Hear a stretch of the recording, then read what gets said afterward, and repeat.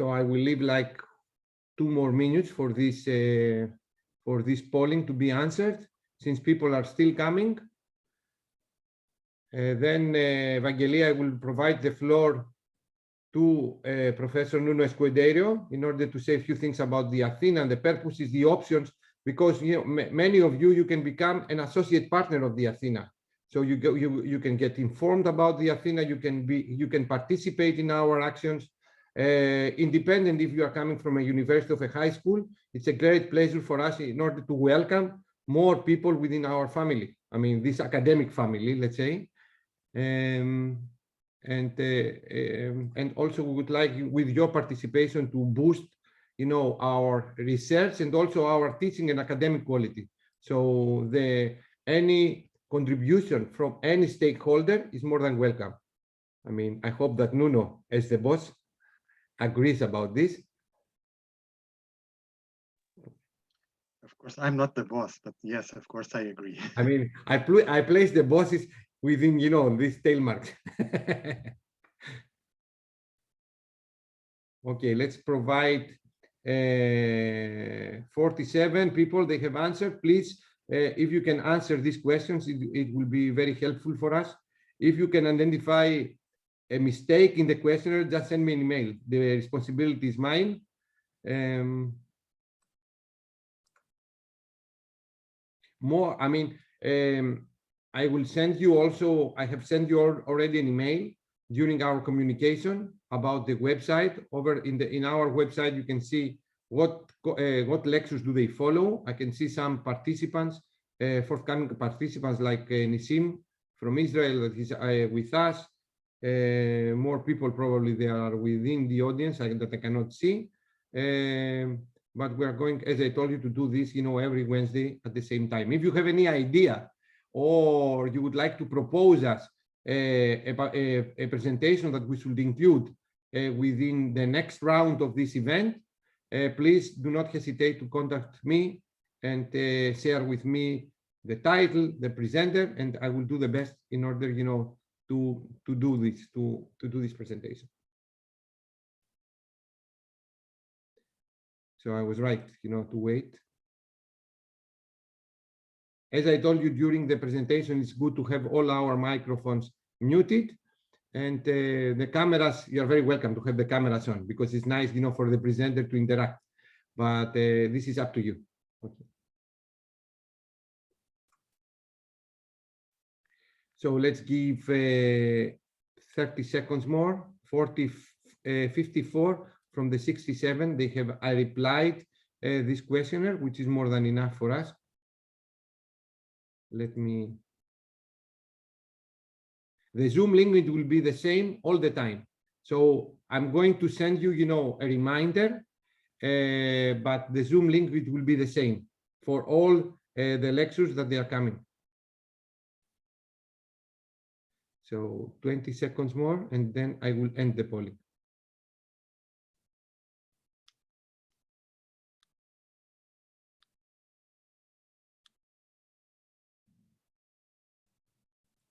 Okay, I think that I will stop here.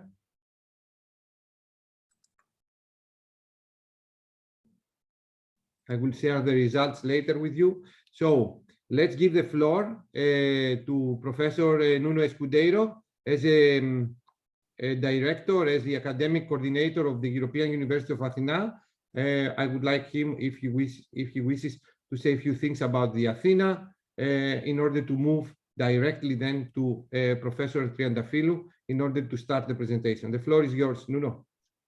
Well, thank you very much, Kostas. This is a surprise for me, as I was really not expecting. I came here to learn, but yeah, thank you anyway for 1 or 2 minutes to give some inputs about Athena, and well, very particularly about this event, a colloquial talk. So first of all, thank you very much, Kostas, for the initiative, and HMU, the Hellenic Mediterranean University, for the initiative. This all started from your initiative, and the idea now is really to have this as a regular event that is going to happen during every week during the spring semester and the autumn semester.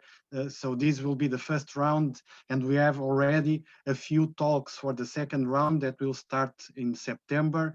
We are still working, well, Kostas is mainly leading this and working on the details for this second round, but this will continue. This last year, we have learned a lot. Sometimes I try to imagine myself a year ago when we started all this lockdown and using these tools. I have never used Teams and Zoom as we do now. And in this last year, I have used so many tools I didn't even knew that they were around. So we are learning a lot. And I think this is really a good opportunity for this type of event. This is also connected to another very important work unit that we have at Athena, which is the observatory. The aim of the observatory is to keep an eye on the trends of education and research so that we can in time prepare ourselves and our strategy to cope with this. And these events, these webinars that we are having, and hopefully very soon some of these sessions will be face-to-face, are also an opportunity to keep all of us, all those interested, informed in these trends that we are understanding and perceiving from what is around us. Just one more comment regarding the aim is to have this session having people and having participants not only from Europe but also from all over the world, and we are doing all the contacts that we can. So you are very welcome to bring in people from other regions in the globe. The idea is that we have a worldwide forum to discuss this type of initiatives. So I won't take more of your time. Thank you very much, Evangelia, to start this. It's great to see you. And the floor here is yours. Thank you very much. I hope you enjoyed the event and the remaining for this first round. Thank you very much, Nuno, for the introduction to the Athena. It's a great pleasure to have with us Assistant Professor Evangelia Triantafylou from the University of Aalborg in Denmark. Evangelia has she has a diploma in electrical and computer engineering at Aristotle University of Thessaloniki. Then she has received a professional doctorate in ICT at Eindhoven University of Technology, and then in 2015 a PhD on ICT-based teaching methods for mathematics. She's a great partner of the Hellenic Mediterranean University in various projects, and we would like to thank you, Evangelia, once more for your contribution. So Evangelia will speak about the essentials of problem-based learning for teachers.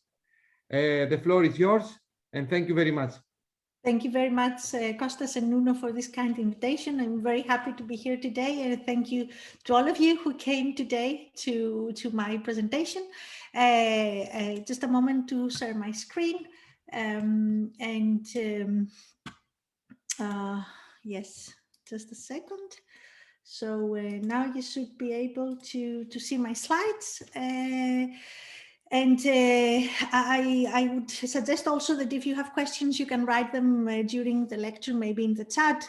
You can also interrupt me if it's something very important, but we are a bit tight in time, so maybe we can take the questions afterwards. So today I would like to talk a bit about problem-based learning, and I thought also about talking about project-oriented problem-based learning, because I saw also that there is another lecture later on in these talks about project-based learning. So I thought about, clarifying the differences as much as possible, obviously.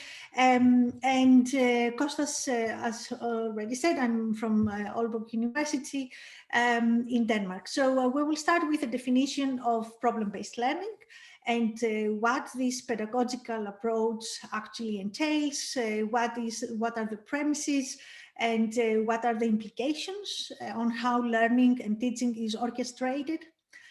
Then, as I said, I will try to explain the difference between problem and project-based learning, and not actually problem and project-based learning, but maybe better problem-based learning and project-oriented problem-based learning. By the way, I'm going to use the shortcut for problem-based learning. We usually refer to that as PBL, so it's a bit, shorter and easier. Then I would like to talk about the problems we work with in PBL and have some examples from our own practice.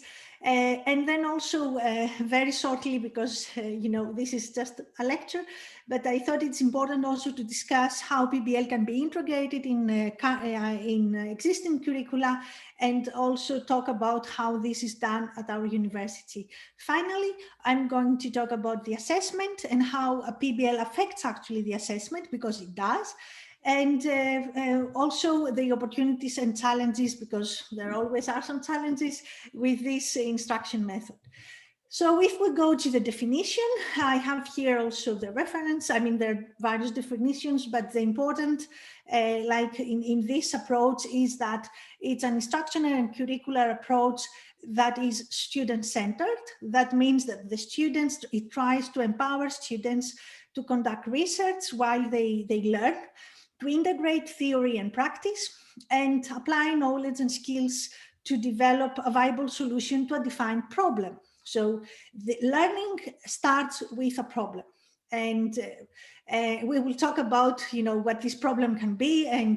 But the important thing to remember, it's not like a negative connotation, but it's actually a starting point for learning.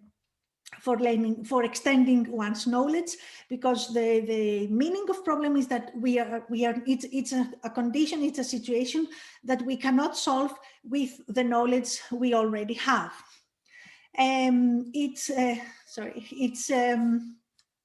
Theoretical background stems from constructivism. So the theory, the pedagogical theory that knowledge is constructed both by individuals, but also within social communities. Like it's inspired a lot by Dewey, if you want to read, but also Vygotsky talks about, these are some scholars in pedagogy, and they talk about the learning we can develop by ourselves, but also by our interactions with others. And it also, constructivism also believes that the existing knowledge is actually human construction. So it comes by ideas that then are taken forward by others and are developed, etc. So it doesn't believe that the knowledge is something, external, but is something that we create and internalize in order to bring it forward.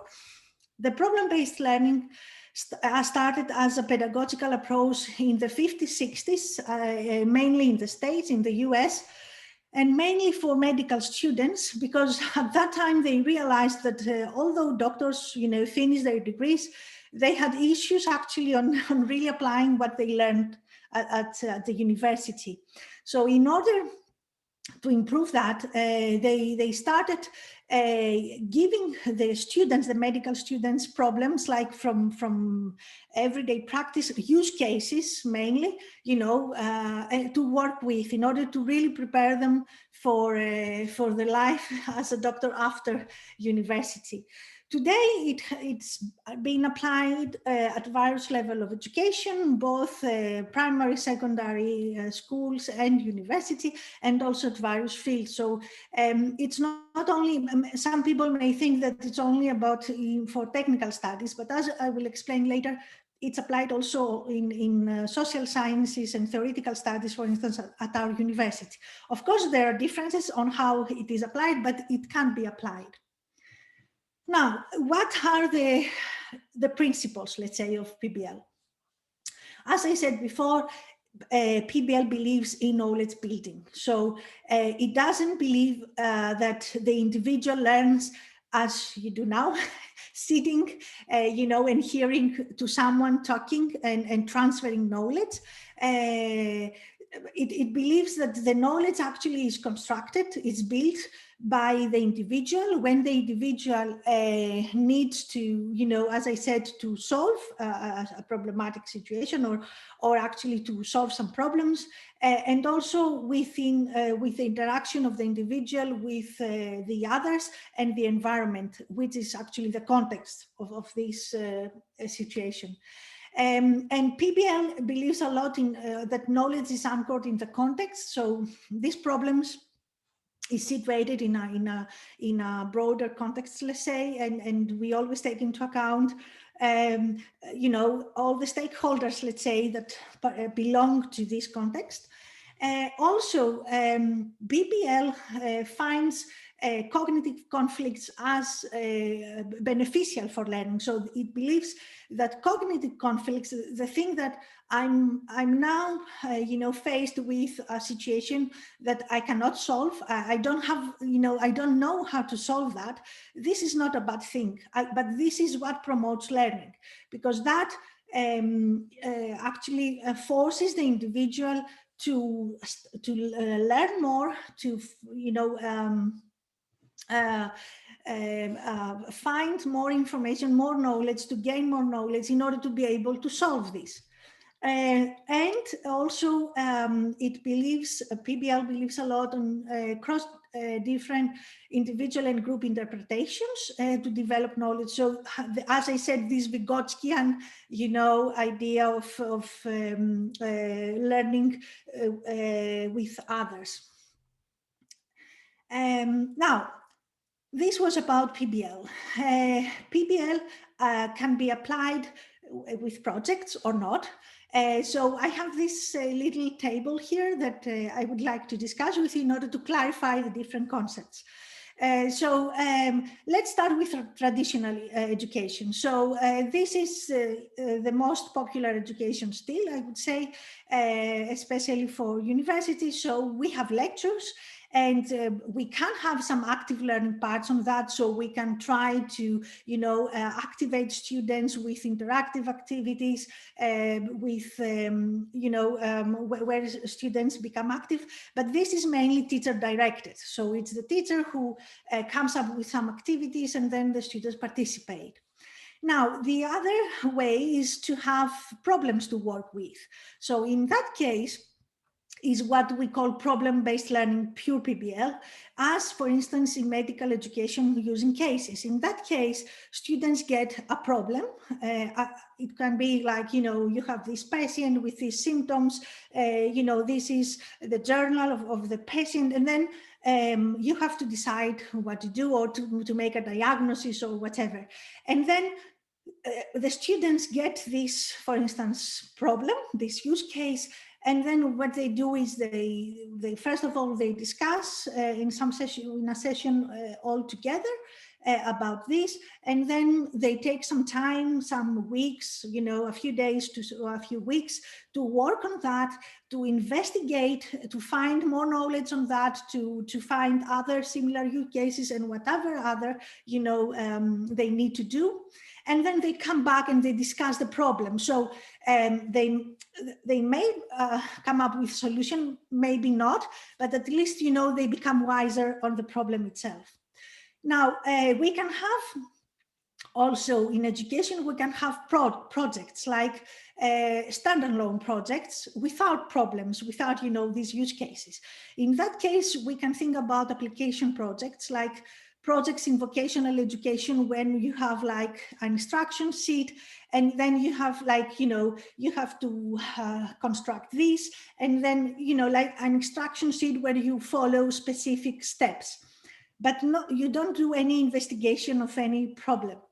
Finally, you can have education that combines both problems and projects, and that's what we call project-oriented PBL. And this is actually the case where you have projects that have their starting point on a problem that is not well defined. So students, they have both to define the problem and then make a project to find a solution. And we will see what are the steps to do that. So the project is a way for organizing learning. So like, what are the steps I have to follow? While the problem is actually a way to situate learning in a context, I would say. Now, the problem-based approach is when we use only problems. And in that case, as I said, the students have actually to formulate and investigate a relevant research question. So they may get a problem within a broad field, but then they have to come up with a relevant research question that they can solve. So based on their level and their current knowledge, they can solve. They can solve based on the timeline they have. And this comes also from a real life situation. And we don't have an answer to that yet. Hopefully we have at the end of the process. So this process aims at producing new forms of knowledge about a subject. It supports a lot interdisciplinary work. And it's student directed in the sense that, as I said, the students then, first of all, they have to define their specific problems to work with. And secondly, they have also to define what knowledge is relevant for that problem to acquire. And also what is the state of the art right now, because maybe there are already solutions to this problem. So how can we build upon that? And also, finally, they have to design also a solution. Or maybe not a solution, but at least they have to be critical about the problem and then synthesize maybe data, consider all relevant stakeholders, and either provide a solution, or at least, create a bit of a better overview and knowledge on the specific problem. As I said before, although we use the word problem, which has usually a negative connotation for PBL, this is not something that doesn't, go well, but it's something in need of, neither something that, needs to be resolved in a sense, but it's rather, as I said, a cognitive conflict or a starting point, even better. It's a starting point for the learning process. The project-based approach now, on the other hand, has some set of tasks, interrelated tasks to be executed over a limited period of time. So you get to define your own problem again, your own topic, but you have some framework and limitations on, what to do and which steps to follow. And in that case, the students become, let's say, the project owners. So they are the managers, they decide what to do. And the teacher actually becomes a facilitator of the process. So it's not the teacher that decides. They can give some indications. Obviously, they give a deadline for that because, they know how this module has to finish. But other than that, the students are left to decide on what to do and when to do and the knowledge they have to gain. Of course, the teacher can come up with suggestions. His or her role is to, when the students deviate or when the students need that, to show them the way and suggest maybe also some directions, but not decide for them. So it's a bit different of, the typical, let's say, master thesis projects we have where we give to the students, what exactly they need to do. That's why we say it's student-driven and student-centered. At the end of the project, they write a report where they document actually the whole process. And I think it's clear also that this way they develop project management competencies. Of course, this comes with a price because it's difficult in the beginning and people may, get frustrated or even fail, but it's a learning process. So we call that approach, to solve problems, the scientific method. So in order to, let's say, solve the problems, we have some steps to follow. And I have to say here that there is no one right PBL model. there are out there different PBL models defined by different, universities or schools.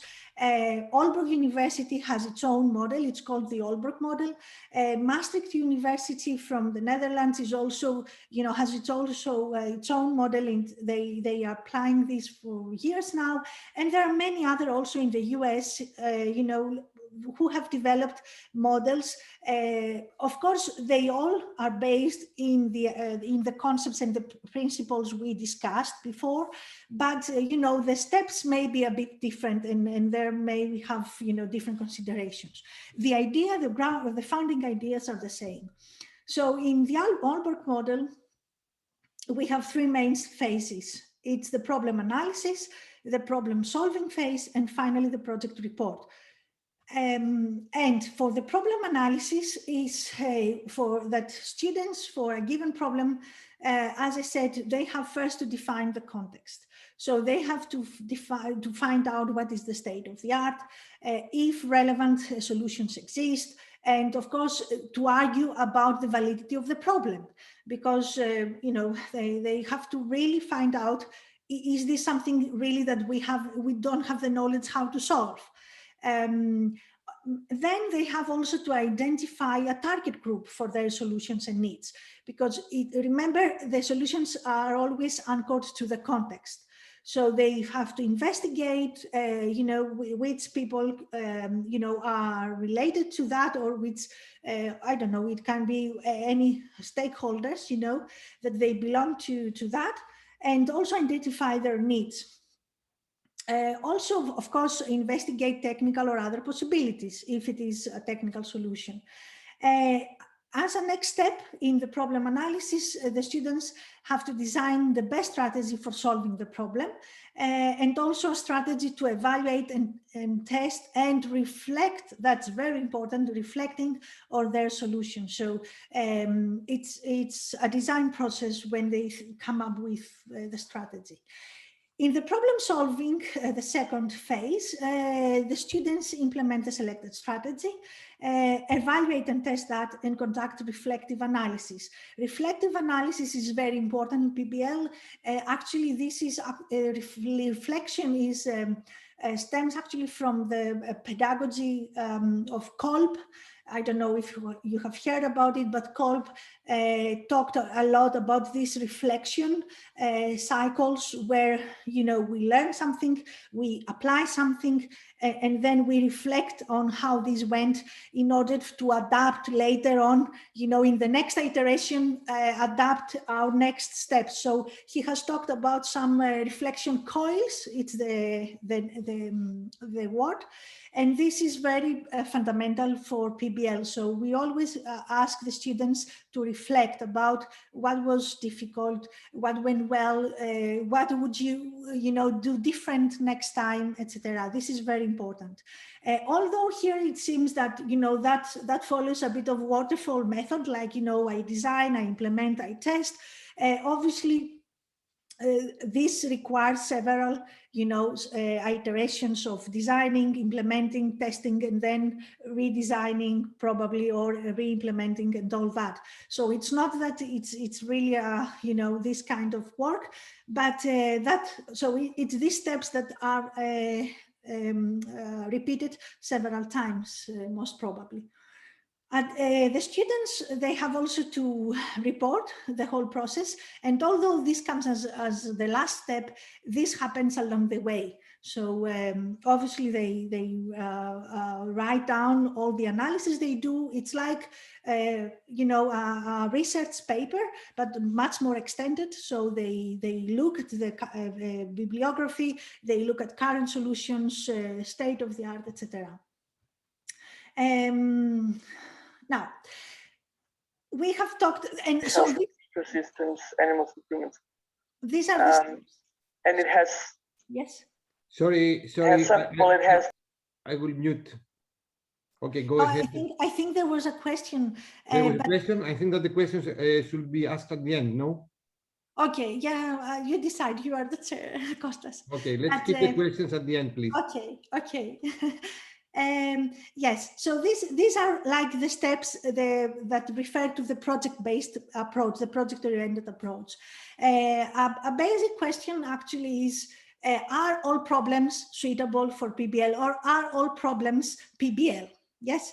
So, for instance, many of us we have worked with what we call mathematical problems, like even at primary school, where we talk about, I don't know, John has 5 apples and Mary has 3 oranges, and then something happens, and then you have to, answer to a question: is this PBL? The answer is not. It's not PBL, because in order to be PBL, the problem itself has to have some, attributes, some criteria. So first of all, it has to deal with actual problems, like problems that exist out there, not, a problem we came up because we think this will cover some learning objectives. So it's not an artificial situation or an artificial problem that we invent for our students, but is like an actual problem from real life. And it's not also a problem where the solution is obvious, like when there is only one solution. It's like, in mathematics, you can have also problems for real life, but then there is one obvious solution. So if you know the theory, you can immediately start solving this, I don't know, by using calculus or whatever it is. So it has, of course, it's not a problem that is combined with instruction sheets, as we saw before.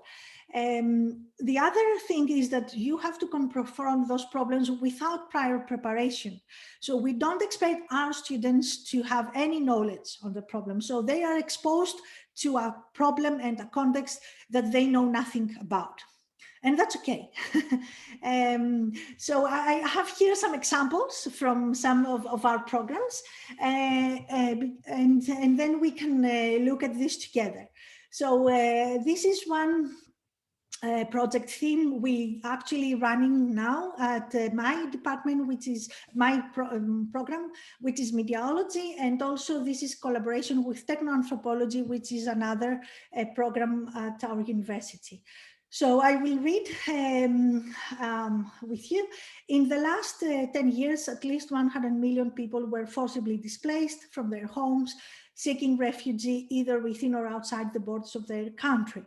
So technology has the potential to help address some challenges, and students have to explore in this project how technology can help refugees and displaced people. Students may choose one of the following focus areas.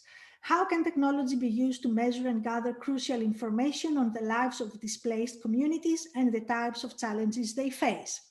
How can technology help displaced populations and communities be part of a connected society? How can technology support education for refugees? And how technology can be used to support long-term change? So these are some suggestions. Of course, our students won't work with all of it. And our students, of course, will create, a small part of it. So it's only one semester, and the specific project is given to second semester students at bachelor. So, of course, we know what to expect, but this is the context. And for mediology, for instance, the theme of this semester is to work with human-computer interaction. So they have to find something, a problem among all these, a specific problem, because these are very generic, to solve, that can be solved by using, let's say, media technology and some of the concepts of human-computer interaction. So you can see that this is a quite broad, context where you don't really have the steps, I have to do that and I have to do something else. Here I have another one from computer science and software. That's another program, and it's about, when people, do you remember, used to fly? I don't know, I tend to forget nowadays, and before they did, they had to suffer boarding the airplane. So in this project, students, they have to define, first of all, the problem is how to optimize boarding, because that actually saves the airline company quite a lot of money. The sooner, they depart, the better, but also it creates a better experience for the customer. So the students in this project, they had to, first of all, understand what is important for the airline, what is a good model. Like it's a problem on modeling and simulating. So they have to decide how they can model, the passengers boarding the airplane, and then how to simulate that and how to optimize that. Another one from service system design, by the way, this is also first year of a bachelor study. So this is a bachelor study. This one is from a master study. It's called service systems design. And in that one, students actually are called to design services.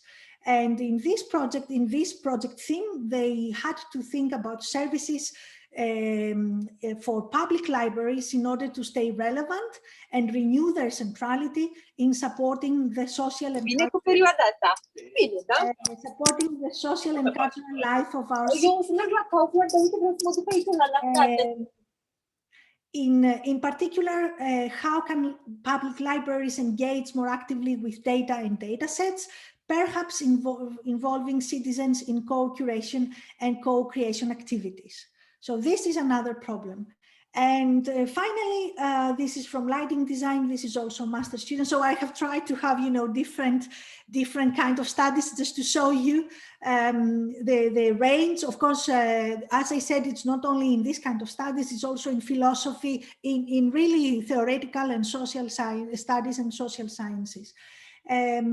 So this is about the theme of this project theme was creating with light. So in that project, the students should analyze, design, and test solutions in order to create an interactive lighting solution that meets specific needs and potentials of a public outdoor space. So it's, how lighting can first of all, attend to people or, stakeholder needs, but also use potentials of outdoor space.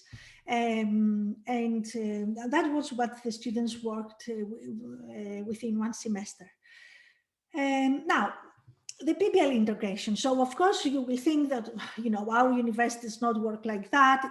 It's really difficult, to just start implementing PBL the way the courses and the exams and everything is built. So that's why I thought about mentioning 3 different strategies for integrating PBL. So the first one is actually, I think, the easiest to implement, because it has like a traditional learning base. So it has some courses, as we all know them, during a semester, that they are followed then by a PBL workshop. Obviously, the PBL workshop uses knowledge that the students, so is based on knowledge that the students have already developed in the courses, but of course it's trying to extend this knowledge, during the workshop. The second strategy is actually a different one, because in that case, the PBL module is integrated in, like the courses are used during the project in order to help students with the knowledge they have to gain for solving the problem. And in that case, of course, we need to synchronize when the different seminars or courses are given to the students in order to, be timely and really support them to solve the problem. The last case is where PBL actually is the main module, and then students have, like, let's say, a repository of courses or seminars they can select, but it's like, an elective list. They can set up their own list based on maybe the theme they selected, the project, or maybe their own, needs and pre-existing knowledge. So that's the more, let's say, full PBL approach. Now, in Aalborg model, we are in the second, this in strategy 1. So what we have is that we have a project work, which is based on PBL, and that amounts to 15 ECTS.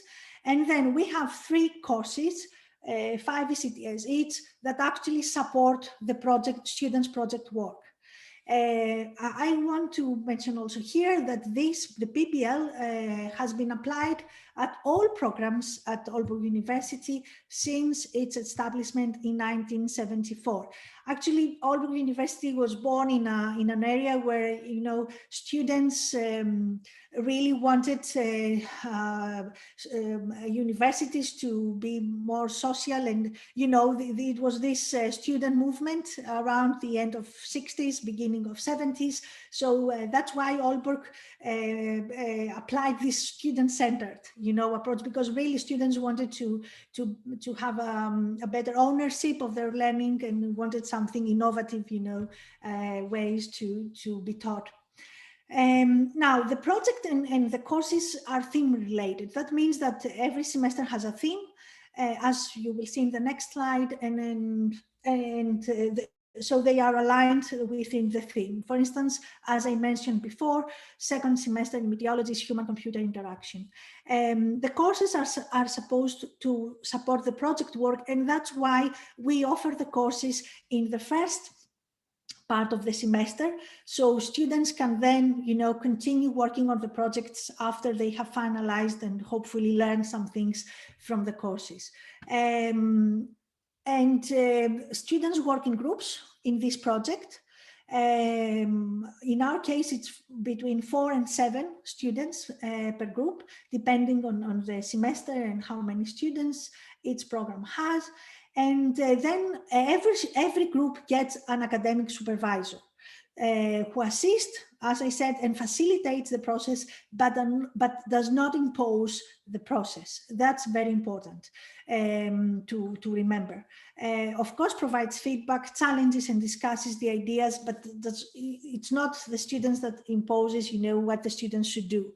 In some cases, you know, they are students, they're even allowed a bit to fail. I don't know if we can discuss this maybe in the discussion.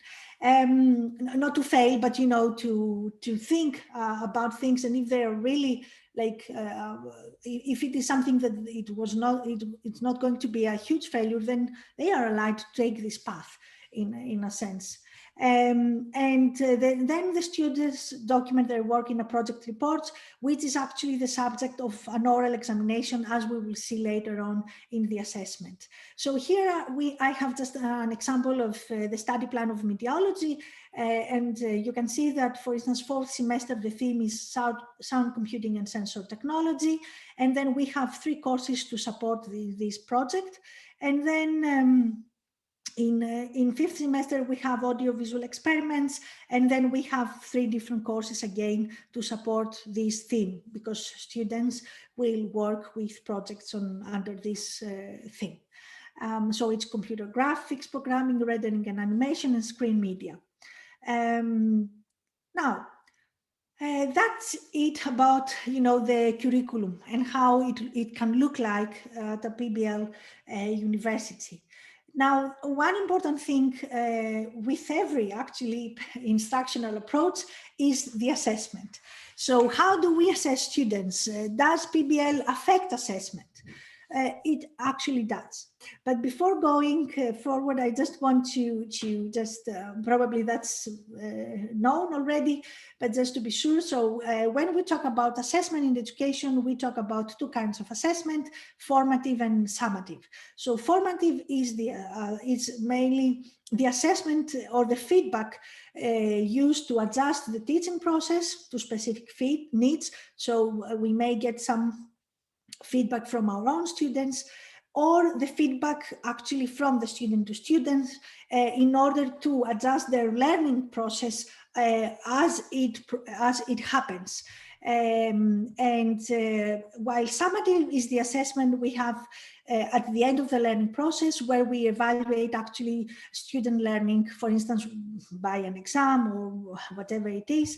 I like very much this one, the definition of Paul Black. So formative is like when the chef tastes the soup, while summative is when the guests taste the soup. So, you know, one is before the end, before the final, the end of the process, while the other is the end of the process, is when we reach the end. As I said, PBL does affect assessment. So any assessment, it has to take into account the philosophy of active learning. So in PBL, it's very important that the students get a deep insight in the content, and also they get the ability to apply knowledge to complex problems, and also they become self-directed and autonomous learners. So these are very important, and that's why assessment is also oriented to competencies such as deep learning, problem solving, and self-directed learning. So not that much in the extent of the knowledge, maybe, as it happens in other instructional approaches. Practical considerations for PBL is actually when and how to give feedback, or how to assess. So as I said, we want to measure our students' understanding of a matter, but not how much they learned. So it's a bit different. We tend to give regularly feedback during the project. As I said, this is the role of the supervisor for the groups. At the end of the project, as we will see, we evaluate the final project with an oral examination. And then the formal approach is both the teacher to the students, the summative, they get a grade for the final project, but also the teachers are also given a summative, both summative and formative assessment on the course, because we have meetings throughout the semester where the students give feedback for the running courses, and also at the end, obviously, after the end of the course.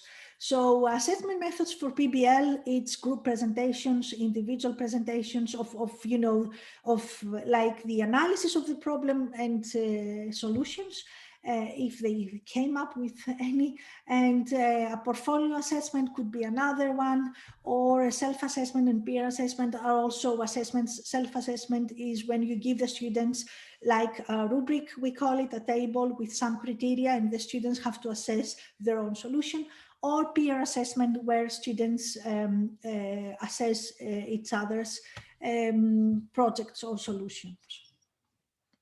Now, at Aalborg University, the study courses are assessed accordingly to procedures, but it's like normal courses, as in every other university.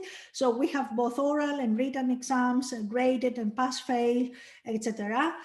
The project, which is the pure PBL module, is actually conducted in a group setting. So the whole group who did the project goes to an oral exam where the supervisor is the examiner, and they're always a censor, either external or internal.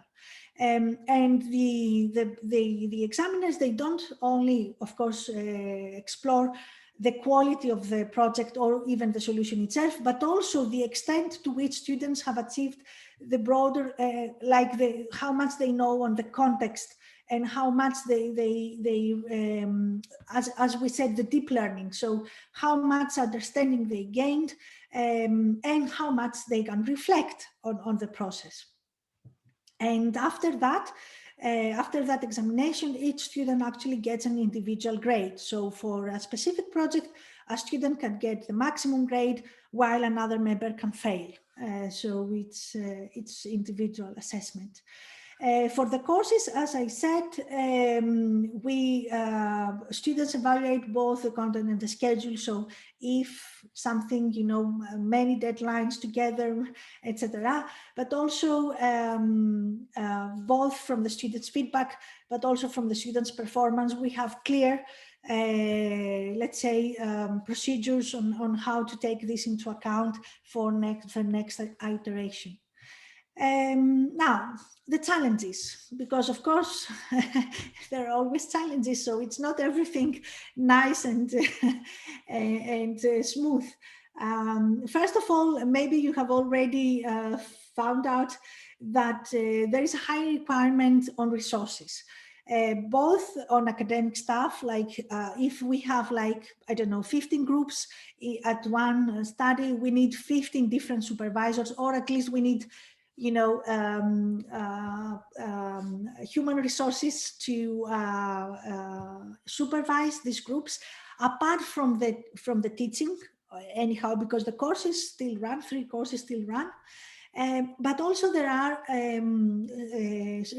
requirements for the physical space, because the university provides every group a space to work, like, you know, at least a table and chairs and a whiteboard, you know, where they can meet and they can work and they can build maybe their physical prototypes if there are studies about that.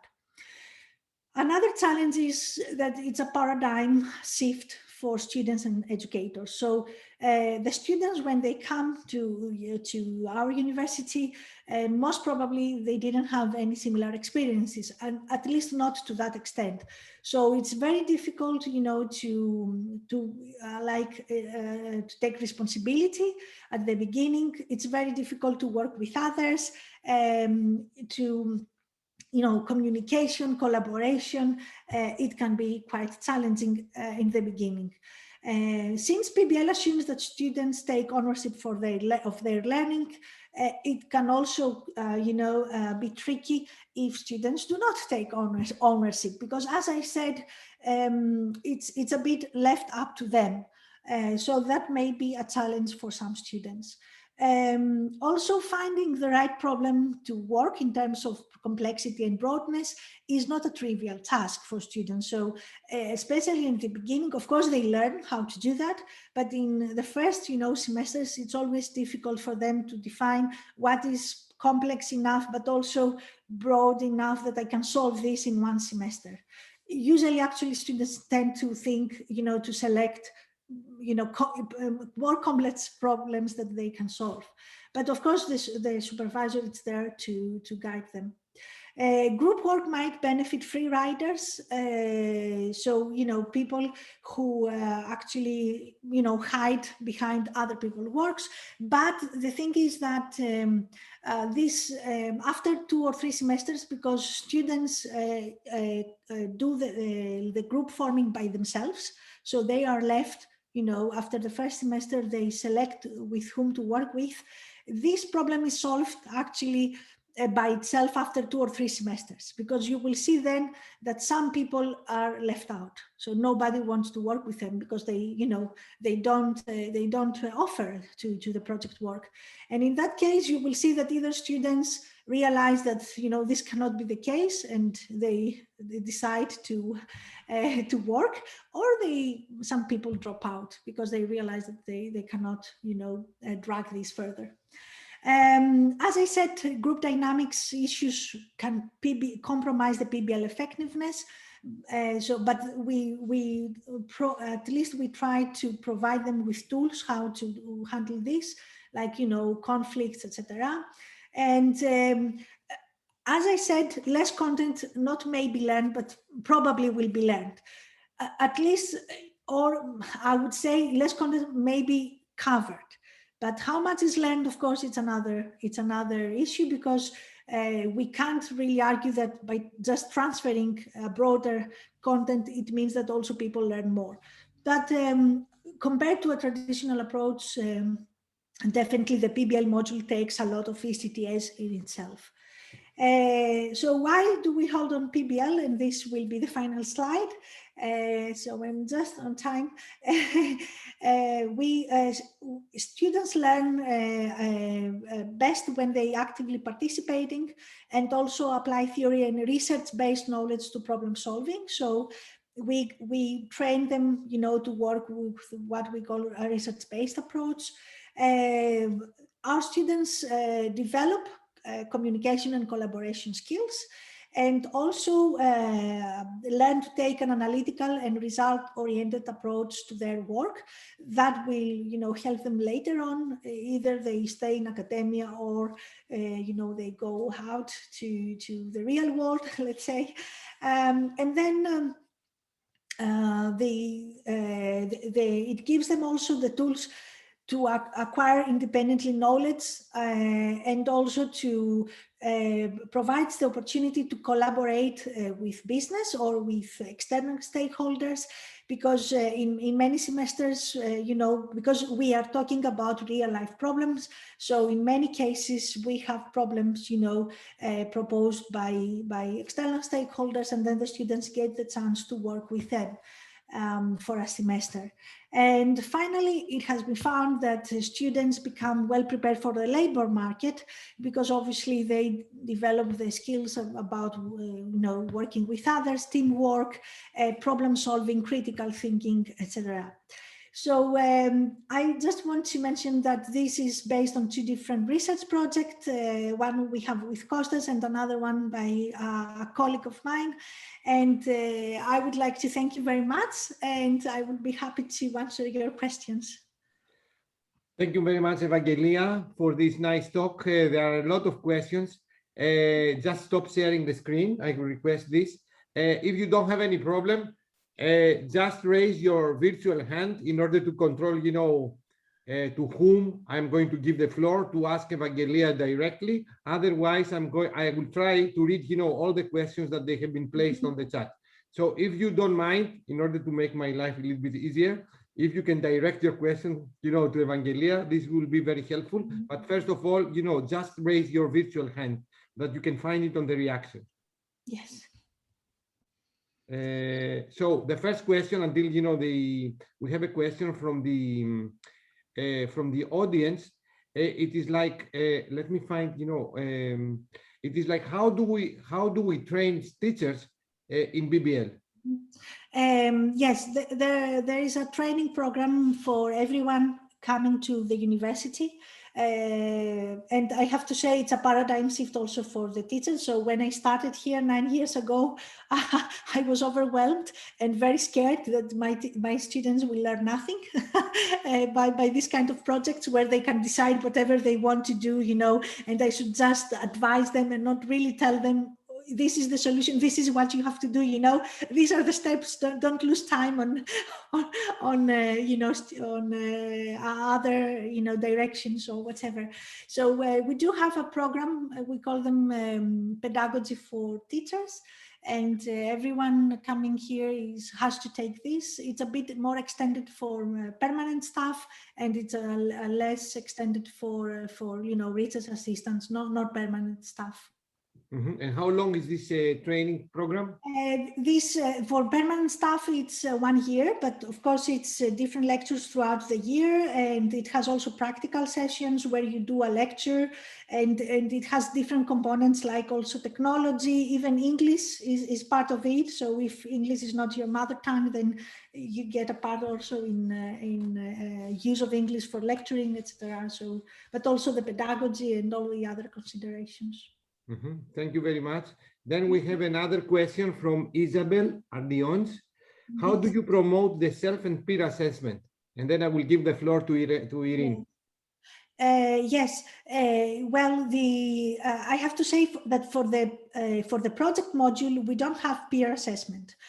So I mentioned this as an example. For instance, we do have this for many of our courses, but not for the project module, because I think it would be a bit difficult. What we do is we have what we call a midterm exhibition, where all groups meet from the same semester, and they present their progress, and then they get feedback both from other supervisors and other groups. We do that, but this is how much we go to that direction. Otherwise, we have peer assessment and self-assessment for courses.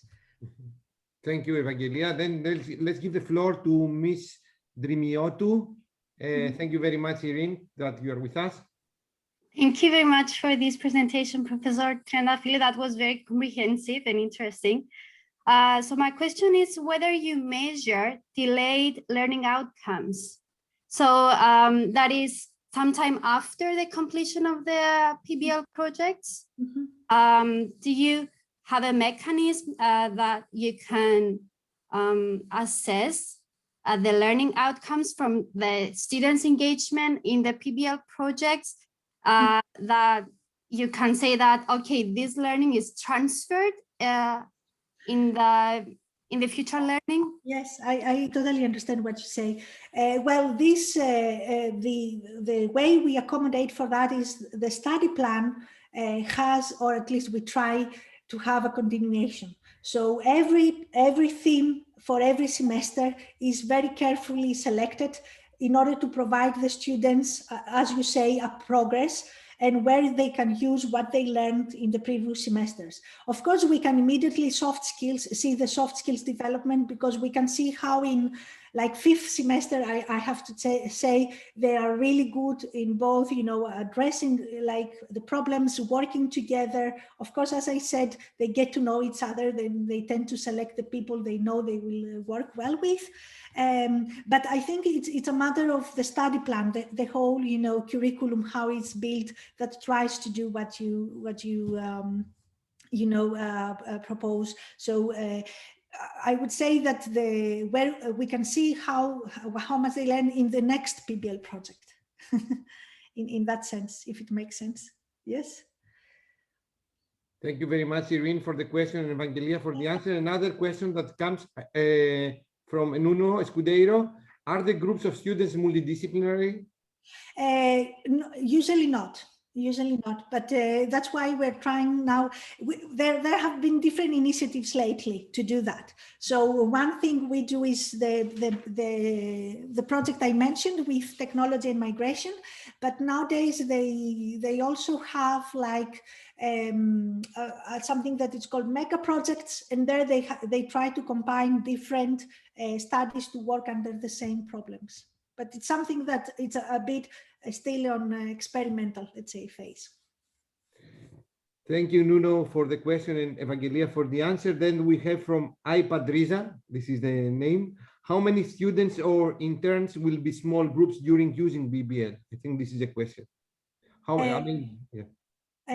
If I understand, because I cannot find it in the chat, but if I understand well the question, it's how big are the teams? How big they are? Yes. As I said, I think in our case it's 4 to 7, and in some universities I think it's about that, because I think I remember a paper when they I think it was during my PBL training, that they found that less than 4 is too few.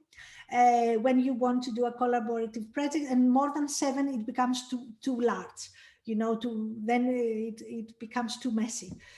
So that's why I think they have chosen. So it's based on, at least I think, on research, that they have chosen this range, 4 to 7. I can reconfirm this, not only for the courses. Another question from Sonia Bradao, and thank you very much, Sonia. During the time of the COVID-19 pandemic, were you in distance learning? How did you manage to adapt this learning methodology to distance learning? Yes, that's a very good question. We were, and we still are on distance learning. So it has been, I have to admit, it has been hard for students, especially first year students, because the collaboration, of course, they can collaborate online as we do nowadays with all our projects, etc. But for people, especially early in their studies, it has been quite draining. And that's why now that we are opening up, they are the first ones to return to the campus. Because we, of course, acknowledge the social part of it, and it has been tricky. But they have been using Teams. They have been using all the tools that we use also as researchers to collaborate with others. So I guess you can, the the pros and cons. Thank you very much, Sonia and Evangelia. We have another question from Paulo Mayo. How the problem project requirements are presented to the students. Is there any client available to enlighten students regarding the project's requirements? The client supporting, let's say the problem definition is the supervisor. So the theme is defined in the study plan, so you cannot deviate by the theme. But then, of course, since this is a very broad thing, you have to select your own little problem to solve, and you do that with the support of your supervisor. we have another question from Dimitris Bakidis, I think. How much time should students be given for solving a problem? Should they work under pressure? They should never work under pressure, but they do because they cannot manage their time, especially in the first semesters. And I think it's something in human nature that we tend, to work more towards the end of a project. But I want to say that usually this project lasts throughout the semester. So, for instance, it starts in September, and they have to deliver their solution by end of December, like before the Christmas holiday, let's say. And the thing is that, I mean, they have all this time, and this is time enough, but, especially in the first semesters, it takes them time to realize how much time it takes to really, go forward. So usually they do work under pressure, but I think they become better then. They should work under pressure because real life is under pressure. It's not something. Yeah, and I think at least they become better. And that's part of the reflective process. Like first time they mess up, the second time they mess less and they improve throughout the process. Okay, you are in a good condition, because there are questions.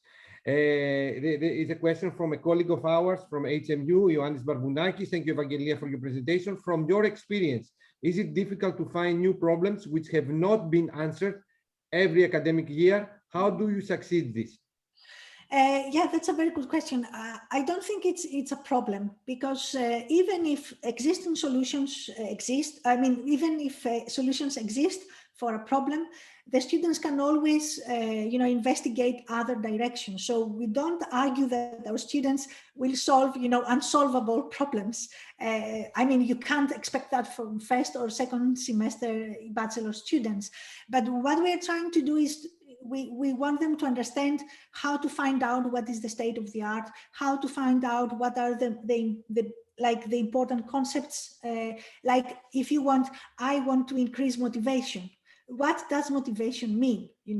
That's a step forward. And then we are going to leave motivation, tips to Elif later on, to another presentation that we have. Hi, Elif.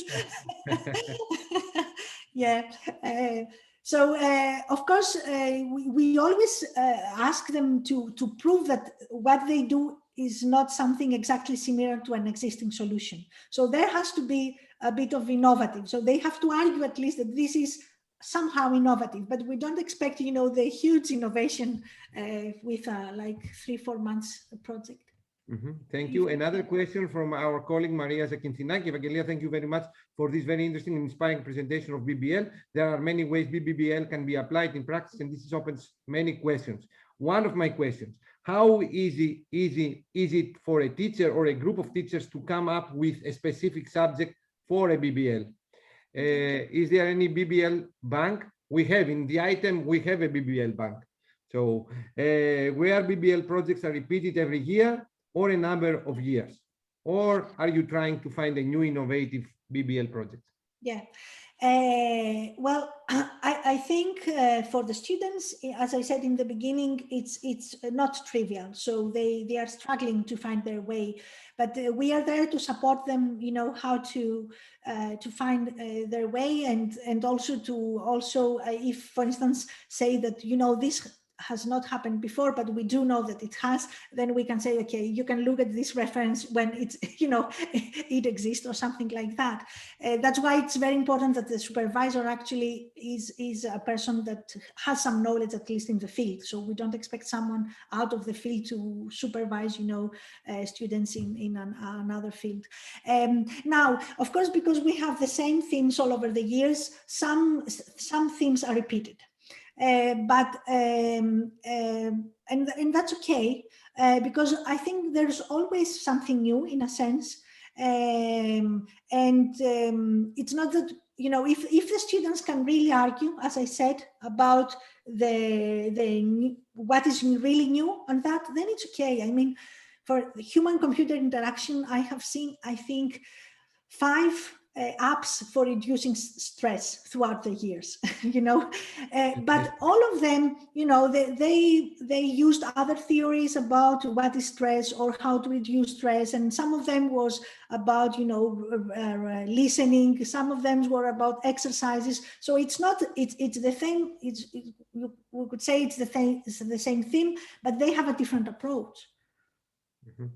I'm fighting stress by eating these days. So I don't know if it's a good.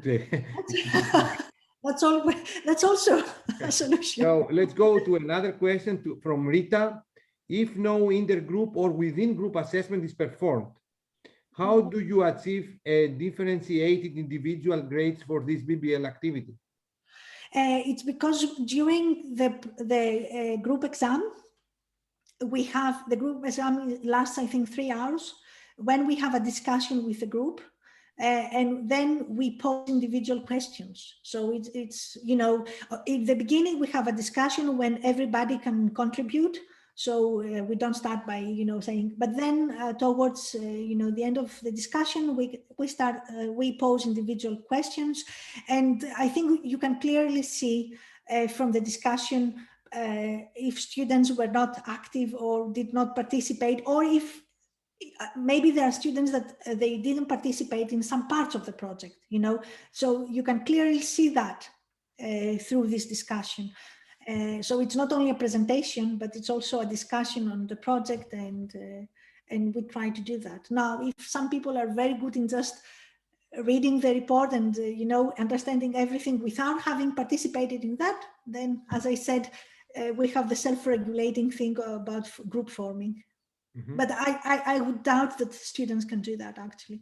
So, and the last one before mine, how many? Oh, more are coming. How many courses does a typical semester include? 5, 6, or maybe, and just 3 of them are related to the current BBL? It's only 3. So we have 3 courses related to the project theme and nothing else. So 3 courses plus the project module, the PBL module. Mm-hmm. And the last question that also coincides with, a question that is typed through the chat. Always, Evangelia, is like, how do you select the teams? Because you mentioned that, these teams, they should be carefully selected before, they are going to be dissolved from the first challenge. What are the criteria that are you using in order to staff the teams? You mean the group? The group, yes. What are the profiles of the people? Look, I think the students, when they do the group forming, first of all, maybe I have to say very briefly, sorry for taking so much time, the way they do the group forming. So we have all the students in one room, and then we leave them in the room, and then one moderator says, okay, when you have formed your groups, you have to tell me, but nobody belongs to a group until everybody has found a group. So that's the rule. So they get a few hours, and they have to decide themselves the groups, but nobody, has officially a group until everybody is included. So what happens, I think the experience has shown that, first of all, usually students choose with like the level of ambition. So, and that's okay. I mean, there are some students who have families, have to work a lot, I don't know. And they say, this semester, or maybe the semester theme is not something that they are thrilled about. So they say, okay, this semester, I just want to survive. Who else is on the same, ambition level? And they form a group. And some other people are really ambitious and say, I really want a good group, and I want the highest grade. So these people tend to work together. I would also say that people select from previous experience. So if they have worked with some people and that works, they tend to work with them again, and vice versa. And there are also, of course, some students who actually, they really like to try new people every semester. But I would say that these are fewer. Finally, I just want to mention, because in the first semester, we assign the students to groups just for the first semester, because it's new and they don't know each other. So we don't want to let them, do this. And for the first time this year, we used actually a company, an external company, who sent a questionnaire to all students with some questions, and then they tried to do the matching, based on some algorithms. So about, I don't know, previous experience, expectations, etc. And I haven't heard the results yet, but I heard from the students that the groups worked quite well. So now they are experimenting with an automatic way to do the group forming. Mhm. But, based on, not like randomly, but based on some criteria. Excellent. So I think that we should thanks Evangelia here. We should complete the session. But before we complete the session, I have sent you to the chat a sports activity that we are running also with the Athena. Mhm. It's not only that we would like to enrich and discuss with all of you through the presentation and through these Q&A sessions. We would like also to exercise to keep our minds and bodies, healthy. So if you would like to join on this action, you just report, how many kilometers you have walked. It's not just to run, you can walk. You can walk for hours, like in order to relax these difficult moments. So please join with us, report your activity, and we're going to be very happy about this. So the next... Costas, I have a last question. You did not raise your hand. No? It's okay, I can briefly say. Okay, go ahead, Eleftheria, please. Yes, I saw the question in the chat. It's this about people being discriminated. All right, I did not check it. Yes, in some cases it could be. I mean, we have sometimes people who have some disabilities in group work, in social skills, and they still choose to come to the university, maybe also to challenge themselves. And we have found out that in some cases, people are a bit reluctant to work with them. But this is why, the moderator is there, because the moderator chips in and say, we have to make the groups, otherwise you don't have a group. So in that sense, I think also these people learn also how it works, but also the groups learn that sometimes you have to accept, and work with people that maybe you don't match 100%, and you learn how to handle the conflicts. So I wouldn't say that this never happens, but I would say that this doesn't, it's not a threat, let's say. So we solve that. Yeah. One way or another, sometimes easier than others, but okay. Yes. All right. I thank you very much, Eleftheria, for the question, and Evangelia for the answer. So I think that we should complete the session here. Next Wednesday, we have a very interesting presentation from a European Commission expert regarding the micro-credentials. Micro-credentials is a new tool that the European Commission tries to introduce. It's the future of the education and the certification of our degrees. So I hope that we are going to have you also together with us next Wednesday. So thank you very much. Be safe, and see you next Wednesday. Thank you very much. Thank you. Thank you very much. Bye-bye. Bye-bye. Bye. Bye. Bye-bye, everyone. Bye, everybody.